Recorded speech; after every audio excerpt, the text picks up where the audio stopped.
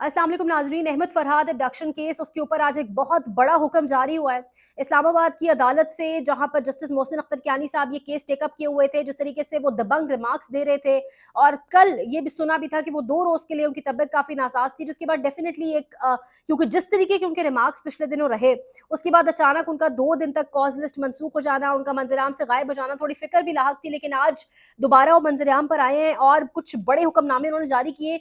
जो रिमार्क्स उन्होंने दिए वो तो एक एक करके आपके सामने रखेंगे, लेकिन जो फाइनल हुक्मनामा जारी हुआ है 29 मई तक समात मुलतवी कर दी गई है। सेक्रेटरी दिफा और इसके साथ साथ सेक्टर कमांडर को जाती हैसियत में तलब किया गया है, और इसके साथ साथ कहा गया है कि जो सेक्टर कमांडर है उसकी हैसियत एक SHO की जितनी है। बहुत अहम कुछ रिमार्क्स दिए गए।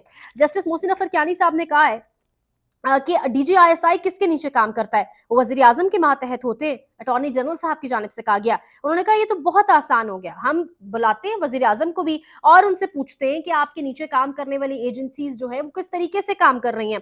उन्होंने कहा ये अहमद फरहाद बाजियाबी केस नहीं रहा, अब ये पूरे मुल्क के हर शहरी का, पूरी कौम का बाजियाबी केस बन चुका है। उन्होंने कहा कि कौन से कानून के तहत एजेंसीज काम करती हैं, कितनी गाड़ियां हैं, सेक्टर कमांडर किसको जवाब दे, सेक्टर कमांडर के नीचे कितने लोग काम कर रहे हैं, तफ्तीश कैसे करते हैं, मालूमात इकट्ठी करने का तरीकाकार क्या है, कितना बजट कौमी खजाने से दिया जाता है।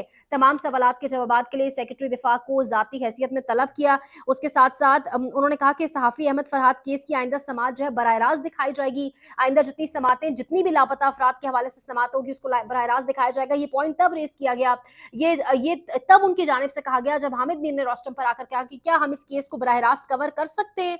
और गुज़श्ता समात के बाद हुकूमत ने पेमरा के जरिए मीडिया के खिलाफ ऐलान जंग शुरू कर दिया है, तो क्या हम इसको कवर कर सकते हैं, जिस पर कहा गया कि बिल्कुल आप इस अदालत की कार्रवाई को कवर करें, इस पर कोई पाबंदी नहीं। मैं इस केस की आइंदा समात बराह रास्त दिखाने का हुक्म दूंगा। मेरे लिए पैमरा का वो नोटिफिकेशन कुछ भी नहीं है। ISI कैसे काम करती है, मामलात कैसे चलते हैं, ये सब देखना होगा। उन्होंने यही नहीं कहा। उन्होंने कहा कि अब हमने तय करना है कि एजेंसी कहीं छुप कर बैठी नहीं हो, वो सामने नजर आए। ये वर्दी वाले क्यों खड़े हैं, क्या ये पागल हैं? उन्होंने पुलिस वालों की तरफ इशारा करके कहा कि ये क्यों खड़े हैं, क्या ये पागल हैं? ये भी तो यहाँ खड़े हैं। हर इदारा जवाबदेह है, जजेस, पुलिस, पार्लियामेंट, तमाम इदारे जवाबदेह हैं। कोई जज अपना काम करके एहसान नहीं कर रहा होता। हमने लोगों के मसाइल हल करना और इनके हकूक का तहफ़्फ़ुज़ करना है। अहम तरीन रिमार्क्स दिए गए। इसके साथ साथ 29 मई तक समात को मुलतवी करके सेक्टर कमांडर को जाती हैसियत में तलब किया गया। और इसके साथ साथ जब ईमान मजारी की जानिब से अटॉर्नी जनरल आज पे टाइम गेन करने की कोशिश कर रहे थे, ईमान मजारी ने कहा कि अहमद फरहाद की जान को मुसलसल शदीद खतरात लाहक हैं, और हम कैसे मान लें कि वो वहां पर जो है वो महफूज होंगे। ईमान मजारी साहिबा ने कहा कि ये सिर्फ टाइम इसलिए गेन कर रहे हैं, इनकी टाइम गेन करने की वजह सिर्फ ये है कि ये एक जगह से दूसरी जगह उनको ट्रांसफर करें, उनसे दबाव डालकर उनसे बयान लेने की कोशिश करें, और जब वो बयान देकर बाहर आ जाए, बयान उनसे लिया जाए प्रेशराइज करके, टॉर्चर करके कि मैंने जो कुछ किया वो गलत किया, और जब वो बयान देकर बाहर आ जाए तो ये कहा जाए कि ये अदालती रिट कायम है, इस वजह से नहीं आए बल्कि इसलिए आए कि ये डील के तहत बाहर आ रहे हैं।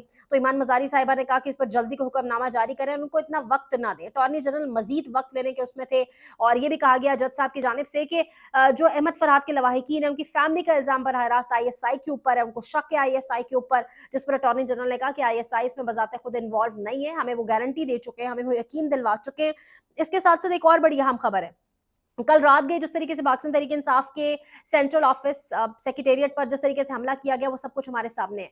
हम देखते हैं कि एक ढोंग और ढंगोसला, एक ड्रामा रचाया जा रहा है मुज़ाकरात के नाम पर। कल भी राना सनाउल्लाह नदीम मलिक साहब के प्रोग्राम में बैठे हुए और वहां पर बैठ के कह रहे हैं कि हमने PTI से कहा है कि आप मुज़ाकरात करें, हमने PTI से कहा है कि हम कहीं भी मुज़ाकरात के लिए आ जाएंगे, आप हमें जहां भी मुज़ाकरात के लिए बुलाते हैं हम जो है वो बैठ कर बात करने को तैयार हैं। जिस पर नदीम मलिक साहब ने कहा कि आप तहरीरी तौर पर लिख कर कहें, जिस पर उनकी जानिब से कहा गया, शोएब शाहीन साहब मौजूद थे प्रोग्राम में, राना सनाउल्लाह साहब की जानिब से कहा गया कि हम तहरीरी तौर पर भी लिखकर देने को तैयार हैं, लेकिन आप जानते हैं कि जब तहरीरी तौर पर लिखकर देंगे तो आगे से इनका जवाब क्या होगा। यानी रात को एक टीवी प्रोग्राम के अंदर बैठकर बाकायदा तौर पे ऑफर्स की जाती हैं मुज़ाकरात की, और उसी रात गए कार्रवाई डाल दी जाती है वज़ारत दाखिला की जानिब से। उस जमात का दफ्तर, पाकिस्तान की सबसे बड़ी सियासी जमात यानी फॉर्म 45 की हैसियत से, अदरवाइज भी दुनिया में एक बड़ी जमातों में से एक जमात मानी जाती है, सियासी जमात, इतनी बड़ी रिप्रेजेंटेशन, और उसके दफ्तर को इस तरीके से मिसमार कर देना, डिमोलिश कर देना, ये कौन सा कानून है, ये कहाँ का कानून है। और फिर इस तरीके, और फिर रात गए हमाद अजहर के घर पर रेड। तो ये कौन से, किस तरीके से आप मुज़ाकरात का एक माहौल क्रिएट کریٹ کر رہے ہیں. پھر رؤف حسن صاحب پر جس طریقے سے حملہ کیا گیا, وہ حبیب اکرم صاحب کی لائن بڑی درست تھی کہ لگ رہا تھا کسی جانور کو ذبح کیا جا رہا ہے. تو یہ تمام تر سچویشن اور ماحول ایک طرف, اور دوسری جانب آپ کہتے ہیں کہ مذاکرات, دوسری جانب کہا جاتا ہے کہ معافی مانگ لیں, اور اس قسم کے بیانات, ایک طرف رویہ اس طرح کا رکھا جا رہا ہے اس جماعت کے ساتھ. تو بڑی عجیب و غریب سی سچویشن ہے, یعنی کلیئرٹی نہیں ہے اس سچویشن کے اندر.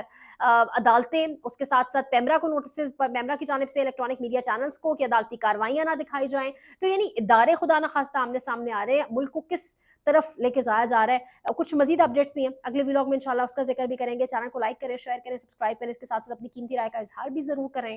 خیال رکھیں, اللہ نگہبان.